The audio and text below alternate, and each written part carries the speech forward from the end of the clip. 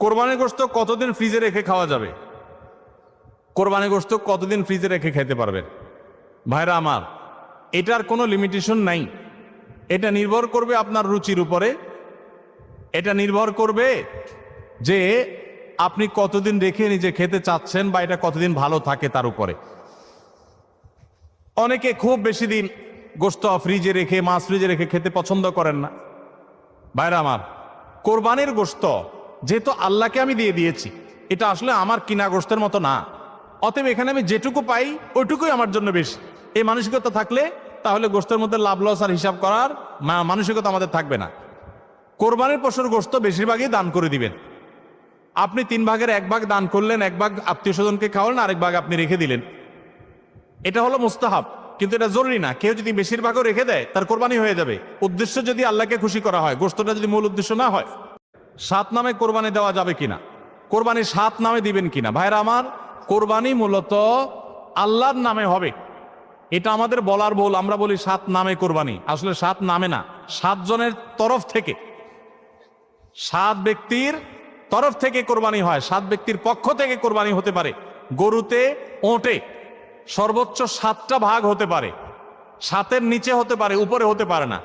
আবার ভগ্নাংশ হবে না, অর্থাৎ 1 ভাগ 2 জনে মিলে নিলে হবে না। বুঝে আসছে কথা?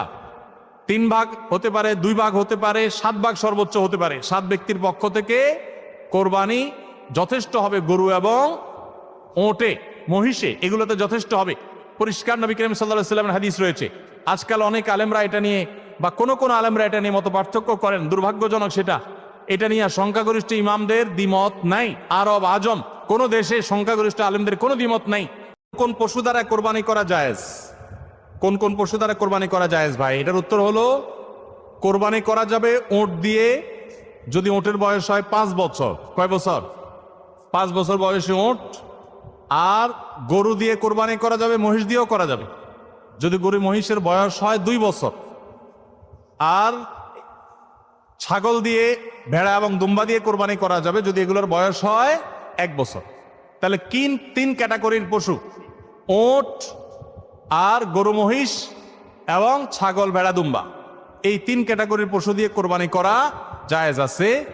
এবং এছাড়া অন্যান্য যেগুলো আছে, বন্য জন্তু অথবা অন্যান্য হালাল পশু, হাঁস মোরগ, এগুলা কোনোটা দিয়ে কোরবানি করা জায়েজ নাই। পিরিয়ড অবস্থায় মুখস্থ সূরা বা কোরআনে কারীম থেকে তেলাওয়াত করা যাবে কিনা? পিরিয়ড অবস্থায় কোরআন তেলাওয়াত করার ব্যাপারে জমহুর বা সংখ্যাগরিষ্ঠ ইমামদের মত হলো, মা বোনরা পিরিয়ড অবস্থায় কোরআন তেলাওয়াত করবেন না।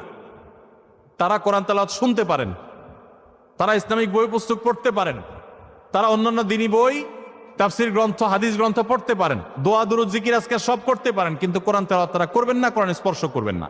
এটা হলো জমহুর এবং সংখ্যাগরিষ্ঠ ইমামদের মত।